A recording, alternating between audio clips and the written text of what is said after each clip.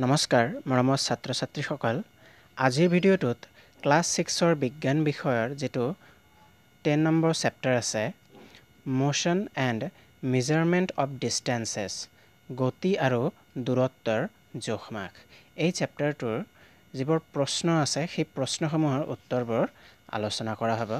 ইয়াৰ এক্সাৰসাইজত দিয়া প্ৰশ্নবোৰ এনেকুৱা আছে যেনেকুৱা 1 নম্বৰ প্ৰশ্নটো কৈছে Give two examples each of modes of transport used on land, water and air. দুটাকে example দিব কৈছে land, water আৰু air transporter. দুটাকৈ example দিব কৈছে. তাৰ পিছত 2 নম্বৰ প্ৰশ্ন আছে fill in the blanks. খালি ঠাই পূৰণ কৰিব দিছে. ইয়াতে total 5টা আছে আৰু এই চেপ্টাৰটোত মুঠতে কিমানটা আছে 10টা মান কোশ্চেন দিয়া আছে টোটাল এই কোশ্চেনসমূহৰ উত্তৰ আমি এই ভিডিঅ'টোত আলোচনা কৰিম মোশন এণ্ড মেজাৰমেণ্ট অফ ডিষ্টেন্সেছ গতি আৰু দূৰত্বৰ জোখমাখ এই চেপ্টাৰটোৰ এক্সাৰসাইজত দিয়া প্ৰশ্নসমূহৰ উত্তৰসমূহ আলোচনা কৰিম প্ৰথমতে আমি গতি বুলিলে কি বুজি পাওঁ গতি বুলিলে ধৰি লওক বস্তু এটাই যদি সময় সাপেক্ষে ইয়াৰ অৱস্থানৰ পৰিৱৰ্তন কৰে তেতিয়া হলে আমি কি কওঁ বস্তুটো গতি কৰি থকা বুলি কওঁ এতিয়া এক্সাৰসাইজত দিয়া প্ৰশ্নসমূহ আলোচনা কৰিম ইয়াৰে 1 নম্বৰ প্ৰশ্নটো হৈছে Give two examples each of modes of transport used on land, water and air আমাক দুটাকৈ এক্সাম্পল দিব কৈছে কি land, water আৰু air transporter ইয়াৰে ল্যান্ড মানে মাটিত কেনেকুৱা ধৰণৰ ট্ৰান্সপোৰ্ট আমি ব্যৱহাৰ কৰোঁ যেনেকুৱা বাছ ট্ৰেইন তাৰ পিছত ওৱাটাৰ মানে পানীত কেনেকুৱা ট্ৰান্সপোৰ্ট সিস্টেম থাকে আমাৰ বোট শিপ আৰু এয়াৰত কেনেকুৱা ধৰণৰ থাকে এৰোপ্লেন হেলিকপ্টাৰ আদিৰে আমি অহা যোৱা কৰোঁ তাৰ পিছত 2 নম্বৰ প্ৰশ্নটো কৈছে fill in the blanks খালি ঠাই পূৰণ কৰিব দিছে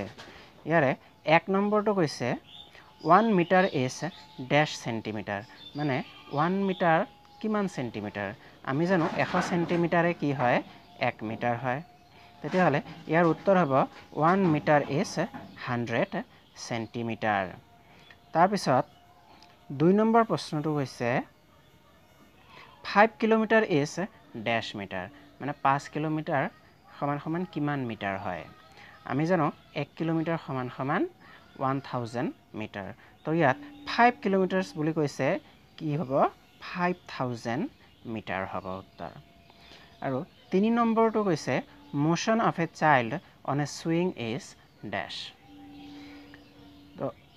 motion of a child on a swing মানে দোলনৰ ক্ষেত্ৰত মোশনটো কেনেকুৱা ধৰণৰ গতি কেনেকুৱা ধৰণৰ হয় তো motion of a child on a swing is periodic motion এটো পৰ্যাবৃত্ত গতি বুলি কোৱা হয় তাৰপিছত 4 নম্বৰটো কৈছে motion of the needle of a sewing machine is dash মানে sewing machine বা চিলাই মেচিনৰ নিডলডালৰ গতিক কি বুলি কোৱা হয় তো ইয়াৰ উত্তৰ হ'ব motion of the needle of a sewing machine is periodic এটো পৰ্যাবৃত্ত গতি হ'ব এটা নিৰ্দিষ্ট সময়ৰ মূৰে মূৰে এটো ৰিপিট হৈ থাকে সেই কাৰণে এটো কি পৰ্যাবৃত্ত গতিৰ ভিতৰত পৰিব তাৰ পিছত 5 নম্বৰটো কৈছে motion of wheel of a bicycle is না সাইকেলৰ চকাৰ গতিটো কেনেকুৱা ধৰণৰ হয় ঘূৰি থাকে চকাটো তো ইয়াৰ উত্তৰ কি হ'ব motion of wheel of a bicycle is circular তো যেহেতু ঘূৰি থাকে সেই কাৰণে এটো কেনেকুৱা গতি হ'ব বৃত্তীয় গতি হ'ব ইয়াৰ উত্তৰ হ'ব সাৰ্কুলাৰ নেক্সট 3 নম্বৰ প্ৰশ্নটো কৈছে why can a pace or a footstep not be used as a standard unit of length pace বা footstepক আমি কি standard unit of length বুলি কিয় আমি ব্যৱহাৰ নকৰো তো ইয়াৰ উত্তৰ হ'ব pace or a footstep varies from person to person. That is why pace or a footstep cannot be used as a standard unit of length. এতিয়া footstep ধৰি লওক footstepটো বিভিন্ন মানুহৰ বিভিন্ন হয়, কাৰোবাৰ অলপ দীঘল হয়, কাৰোবাৰ অলপ চুটি হয়। তো এই ক্ষেত্ৰত আমি এইটো ষ্টেণ্ডাৰ্ড ইউনিট বুলি ধৰি ল'ব নোৱাৰোঁ, কাৰণ বিভিন্নজনৰ ক্ষেত্ৰত ফুটষ্টেপৰ লেংথটো কি হ'ব বিভিন্ন ধৰণৰ হয়, গতিকে এইটোক আমি ষ্টেণ্ডাৰ্ড ইউনিট হিচাপে ব্যৱহাৰ কৰিব নোৱাৰোঁ। তাৰপিছত 4 নম্বৰ প্ৰশ্নটো কৈছে arrange the following lengths in their increasing magnitude. তলত কিছুমান লেংথৰ ইউনিট দিয়া আছে, দূৰত্বৰ ইউনিট দিয়া আছে, এইবোৰক তেওঁলোকৰ ইনক্ৰিজিং মেগনিটিউডত কি বহাব এৰেঞ্জ কৰিব দিছে। দিয়া আছে 1 মিটাৰ, 1 চেণ্টিমিটাৰ, 1 কিলোমিটাৰ আৰু 1 মিলিমিটাৰ। এইকেইটাৰ ভিতৰত আটাইতকৈ সৰুটো হৈছে 1 মিলিমিটাৰ, সেইকাৰণে এইটো আগত দিয়া আছে 1 মিলিমিটাৰ আটাইতকৈ সৰু। তাৰপিছত কি হ'ব 1 চেণ্টিমিটাৰ, তাৰপিছত 1 মিটাৰ আৰু লাষ্টত 1 কিলোমিটাৰ। তাৰপিছত 5 নম্বৰ প্ৰশ্নটো কৈছে The height of a person is 1.65 meter. Express it into centimeter and millimeter. এজন মানুহৰ হাইট কিমান বুলি কৈছে, উচ্চতা কিমান বুলি কৈছে 1.65 মিটাৰ বুলি কৈছে। এইটোক আমাৰ চেণ্টিমিটাৰ আৰু মিলিমিটাৰত প্ৰকাশ কৰিব লাগে। তো আমি জানো 100 চেণ্টিমিটাৰে কিমান হয় 1 মিটাৰ হয়, তেতিয়াহ'লে 1.65 মিটাৰক আমি চেণ্টিমিটাৰত ল'বলৈ হ'লে আমাৰ কি কৰিব লাগিব 100ৰে আমাৰ 100ৰে আমাৰ পূৰণ দিব লাগিব, তেতিয়াহ'লে মিটাৰৰ পৰা এইটো কিহত কনভাৰ্ট হৈ যাব চেণ্টিমিটাৰত কনভাৰ্ট হৈ যাব। গতিকে 1.65 মিটাৰক আমি যদি 100ৰে পূৰণ দিওঁ তেতিয়াহ'লে আমাৰ কি হ'ব 1.65 চেণ্টিমিটাৰত হৈ যাব। আৰু 1.65 চেণ্টিমিটাৰক আমি যদি আমাক মিলিমিটাৰতো ল'ব কৈছে, গতিকে এই ক্ষেত্ৰত আমি কি ইয়াক 10ৰে যদি আমি পূৰণ দিওঁ তেতিয়াহ'লে আমাৰ কি হ'ব এইটো মিলিমিটাৰত হৈ যাব, কাৰণ 10 মিলিমিটাৰ ইকুৱেল টু 1 চেণ্টিমিটাৰ, সেইকাৰণে 10ৰে আমি চেণ্টিমিটাৰক পূৰণ দিলে এইটো মিলিমিটাৰত প্ৰকাশ হৈ যায়, আৰু ইয়াৰ উত্তৰ হ'ব 1650 মিলিমিটাৰ।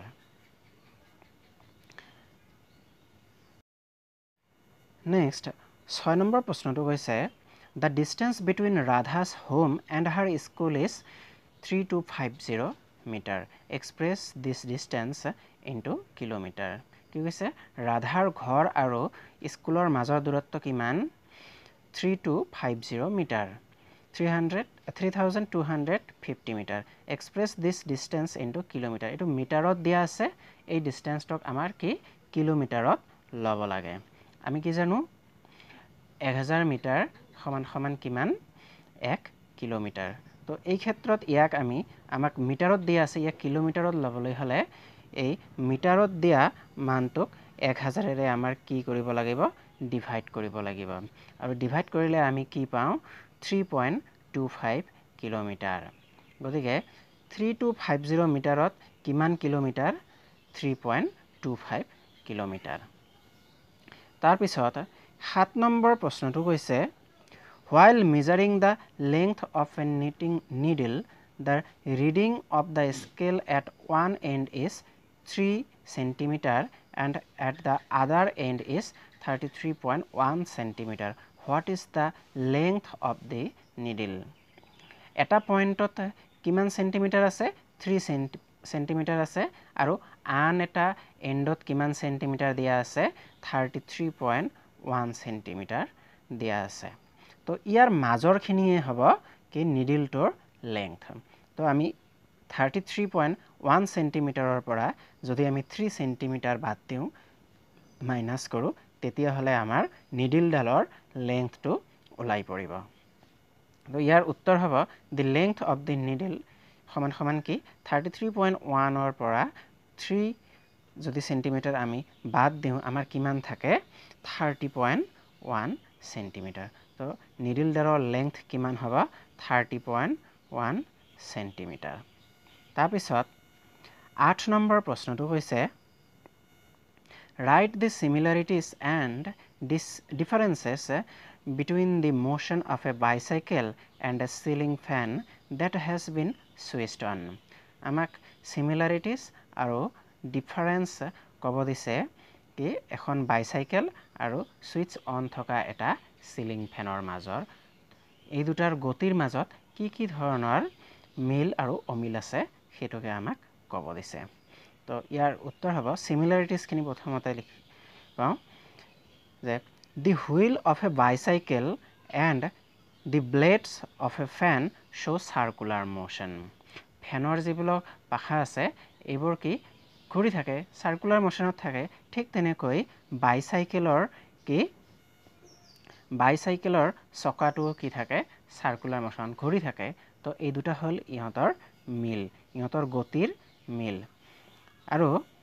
ইহঁতৰ মাজৰ ডিসিমিলাৰিটি কি আছে Bicycle moves in a rectilinear motion but the fan does not move in rectilinear motion. Cycle এখন কি সৰল ৰেখাৰে গতি কৰিব পাৰে কিন্তু ফেনখন পাৰিব নেকি ফেনখন তো এটা ঠাইতে কি ঘূৰি থাকে গতিকে এইটো হল এই দুটাৰ মাজৰ গতিৰ মাজৰ ডিফাৰেন্স সাইকেলখন কি সৰল ৰেখাৰে গতি কৰিব পাৰে কিন্তু ফেনখন নোৱাৰে 9 নম্বৰ প্ৰশ্নটো হৈছে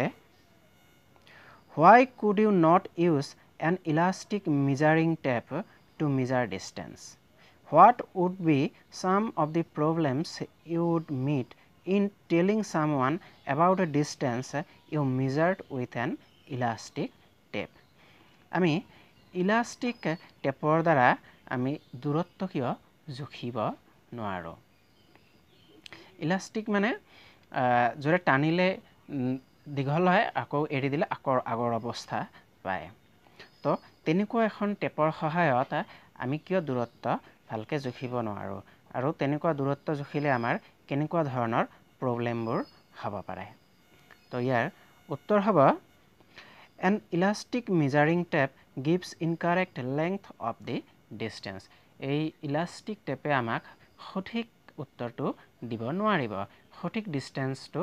আমাক দিব নোৱাৰিব কাৰণ আমি যদি জোৰে টানি দিও তেতিয়া হলে কি হ'ব এটো ইলাষ্টিক টেপটো দীঘল হৈ যাব আৰু দীঘল হৈ গলে কি হ'ব আমাক ভুল এটা মেজাৰমেন্ট দিব আকৌ যদি আমি এৰি দিও তেতিয়া হলে কি আকৌ সৰু হৈ যাব তেতিয়া হলে আমি যেতিয়া বেলেগ বাৰ আমি জোখ মাখ কৰিম কিবা বেলেগ আমি ডাটা পাম সেই কাৰণে ইলাষ্টিক টেপটো আমি ব্যৱহাৰ কৰিব নোৱাৰিম আৰু ইয়াৰ প্ৰবলেম সমূহ দিয়া আছে The length of the elastic tape varies and depends upon the force by which it is stressed. Measurements would vary depending upon how much the tape was stressed. কাৰণ এই ইলাষ্টিক টেপৰ লেংথটো কিহৰ ওপৰত ডিপেন্ড কৰিব আমি কিমান জোৰেৰে ইয়াক টানিছো ঠিক আছে যদি বেছি জোৰেৰে টানা হয় ইয়াৰ লেংথটো বেছি হ'ব তেতিয়া বেলেগ এটা আমাৰ জোখ ওলাব আকৌ এৰি দিলে বেলেগ এটা জোখ ওলাব সেই কাৰণে এটো কি আমাক এটা মানে কাৰেক্ট মান দিব নোৱাৰে তাৰ পিছত 10 নম্বৰ প্ৰশ্নটো কৈছে Give two examples of periodic motion পৰ্যাবৃত্ত গতিৰ দুটা এক্সাম্পল দিব কৈছে এই উত্তৰ হ'ব motion of the needle of a sewing machine এটো এটা উত্তৰ হ'ব কি কৈছে motion of the needle of a sewing machine কাপোৰ সিলাই কৰা মেচিনৰ যেটো নিডিলৰ গতি হেতু কি হয় এটা পৰ্যাবৃত্ত গতিৰ উদাহৰণ আৰু 2 নম্বৰটো কৈছে motion of a pendulum এটা এনেকুৱা দুলি থাকে এইটো কি এটা পৰ্যাবৃত্ত গতিৰ উদাহৰণ তো এইখিনি আছিল চেপ্টাৰ তোৰ যিবোৰ এক্সাৰসাইজত দিয়া প্ৰশ্ন আছে সেই প্ৰশ্নৰ উত্তৰ যদি ভিডিওটো ভাল লাগিছে তেতিয়া হলে ভিডিওটো লাইক কৰিব শেয়াৰ কৰিব আৰু চেনেলটো সাবস্ক্ৰাইব কৰিব ধন্যবাদ